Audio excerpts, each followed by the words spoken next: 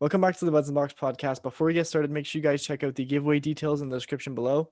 All you have to do is like, comment, and subscribe, and comment which jersey and player you want on the back, and you'll automatically be entered for a chance to win.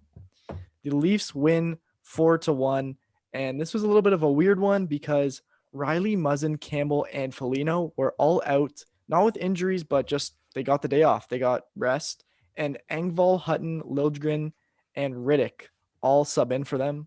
Thornton also playing with Matthews and Marner, and another weird one was Sandin was with Brody. We'll get into that later, but the game starts and Wayne Simmonds' first shift. You guys guessed it. He goes right after Edler because of that hit on Hyman that he had. Not only did Edler get suspended 2 games, but then he has to deal with Wayne Simmonds, and Wayne Simmonds beat the fuck out of him.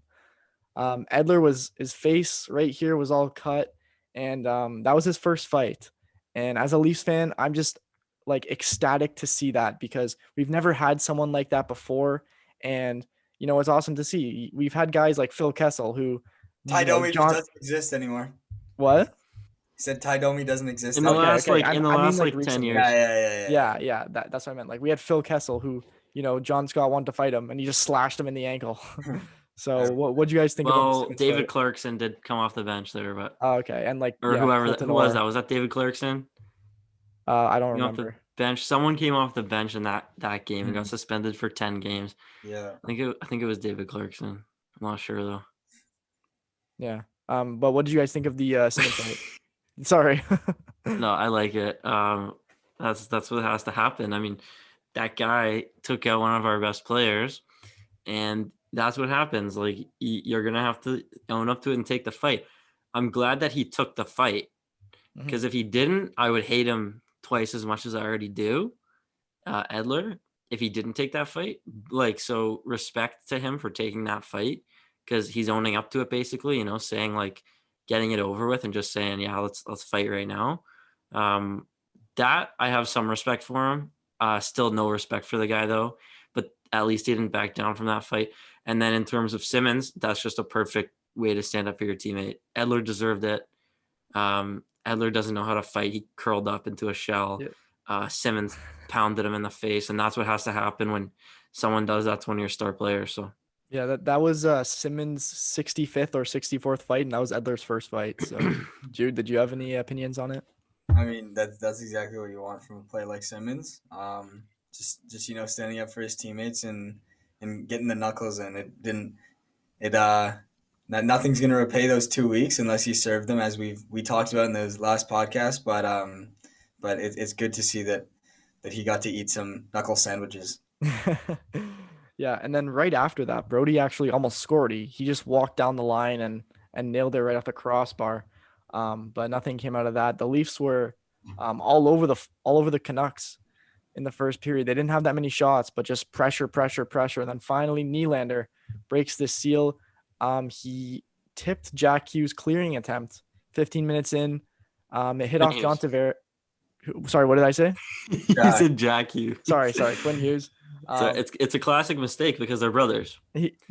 Thank you. Great point, Michael. So you know what? Respectable mistake. They are blood-related brothers. So thank you. Yeah, thank you for pointing with the same last name. Yes, that is true. He's got you there. Anyways, William Nylander blocks Quinn Hughes' clearing attempt. And then it went to Tavares. He kicked it back to Galchenyuk, back to Nylander, and Nylander just potted it in the net. He's not going to miss from there. So the Leafs capitalized on that. Did you guys have any opinions on that goal? No? Nice play by Nylander. Yeah, it was. So we'll move on to the next 2 goals then. Right in the second period, the Leafs carry over momentum, and they don't stop there. 1 minute in, Matthews from Marner. Thornton, though, I felt like we've been very critical of Thornton, and we've kind of softened up on him as he's ramping up for the playoffs. He did a great job winning that battle to Matthews, so Matthews can get it to Marner. They create a 2-on-1, and Matthews is not going to miss when he's given that space. And they did a bunch of reviews, like what went on there. Everyone knew that puck was going to Matthews. Hamonic knew, Holtby knew, everyone on the ice knew, and he still managed to score. So that's how you know that Matthews is a great goal scorer. And before you guys cut in, I'm just going to do the Engvall goal so we can put them together. But 2 minutes later, Engvall with an absolute snipe from Sandin, and Spezza as well. I thought that was great hockey IQ for Sandin to jump up in the play and pass that to Engvall. And then I want to hear you guys' opinion on both goals, and I also want to get into a little bit of a conversation about Sandin. So go ahead.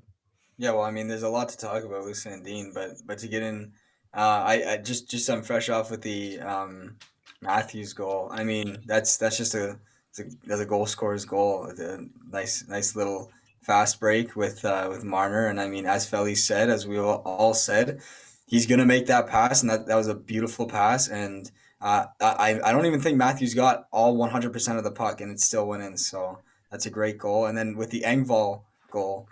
I don't know. Me personally, all I know is that Sandin is just like as Felly's been talking about Riley. Like I just saw Riley on that play. That's all I saw. And Engvall from that angle, that should not be going in, including for someone who chirps your team out the game.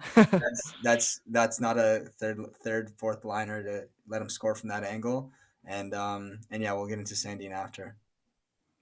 Yeah, I mean, that first goal. Well, I guess not to go all the way back to the first goal yet, but to touch on that Sandin point there, he did look like Morgan Riley, and I mean, they're giving him the opportunity that game to play with TJ Brody, who is Morgan Riley's partner, to see what he could do with it, and I think he did exactly what Morgan Riley would have done. You know, 1 assist, held his own. He had a couple of great block shots. Block, yeah. Anyway, not to get too into him, but then the first goal, I think what you guys were saying, like everyone knew the puck's going to Matthews, right?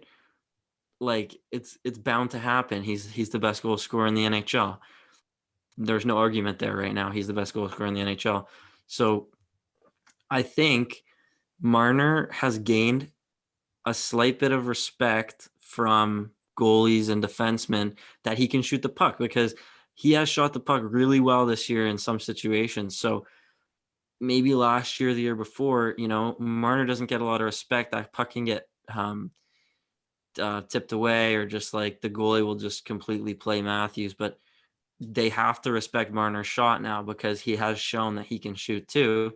So, and you can't cheat no matter who's in that spot there, right? So obviously Matthews is going to score that every day of the week. But that doesn't happen without Marner having that ability to shoot. And I love how he's incorporated that into his game. He's made himself a threat along with Matthews. So it's unpredictable when he's going to pass and when he isn't. And that's what you need. Yeah, exactly. And that's like them taking the next step. You know, they've taken that next step to become superstars in the NHL from last year and just separating themselves from everyone else. Exactly. I did want to say something about Sandin, though. I really think that he has a good shot in the NHL, and I don't want to talk too much about it because I also want to make a video on him, just saying like he's NHL ready and stuff. But I do think that he will make an impact, and he will make the lineup for the playoffs and be definitely a sturdy player, even if it's on that bottom 6 pairing. So, and then I literally was writing this down, like that the Leafs penalty kill after that was pretty good. And then the Vancouver Canucks scored. I still think that the penalty kill was strong. They didn't really let the Vancouver Canucks set up until the end. And then just a good shot. I don't remember which defenseman shot it. It kind of like hit off a body, and then JT Miller had like a wide open net. It was going wide and just hit off Riddick. Just an unfortunate bounce for the Leafs and a fortunate one for the Canucks. Did you guys have any opinions on that, or? Not really. I mean, it's just kind of fluky goal, but whatever. That happens. Yeah. And then the third period, kind of boring and the same stuff. I did find this one stat though. So if Toronto scored in the third period, which as we know now they did, they would break the record that hasn't been broken in 30 years of most consecutive periods scored in. They have now scored in 15 consecutive periods, and that record that streak is still active currently. Because of the goal by Marner, the Leafs dump it in. No empty net, surprisingly. Holtby went to play the puck, misplayed it. Kerfoot's right there, pass it to Marner, goal. You guys have any opinions on that? Not really, no. Oh, no? Timmy's pick. Pardon? Timmy's pick. Oh, yeah. Yeah, that was all our Timmy's picks. Wait. Yeah. It was a nothing goal, but still. Yeah, I mean, it didn't really matter. It was the end of the game. They were gonna pull their goalie anyways, so whatever. Kerfoot made a good play though. Yep. To get into the corner there and just pick off the puck, but Yeah.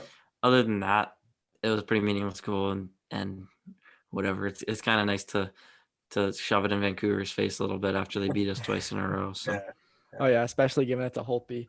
yeah. But yeah, that basically wraps it up. The Leafs win 4-1. David Riddick, though, we haven't really talked about him that much. He Mhm. really played a good game, especially after that last game that he played.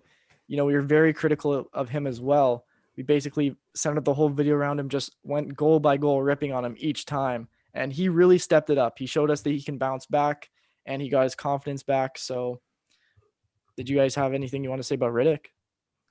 Well, Eric, you were the one that told me there's this weird stat that after letting in 5+ goals, Riddick, after letting in 5+ goals in his career, he has come back and has, I don't know what the percent, you definitely know, but that he's going to let in less than 2 goals or get a shutout, right? Can you explain that? What was that? Yeah, I don't remember the exact stat. I saw it on a Facebook group, but basically he bounces back really well. That's all. That's all the after stat having showed. a really bad game. That's the main point of the story. Numbers don't really matter, but yeah, he bounces back after having bad games. That's good. It's just don't have bad games, but it's good that he's able to bounce back. Playoffs come around, you don't have the opportunity to have a bad game and then come bounce back, because if you have the one bad game, you could be out of the playoffs. So, and you're probably not going to get a second opportunity in the playoffs. Exactly, especially with 3 goalies that are very, very capable NHL goalies. Anderson, whether he's ready or not, still a very capable NHL goalie, and Campbell looks like he's going to be starting in the playoffs, game 1, most likely.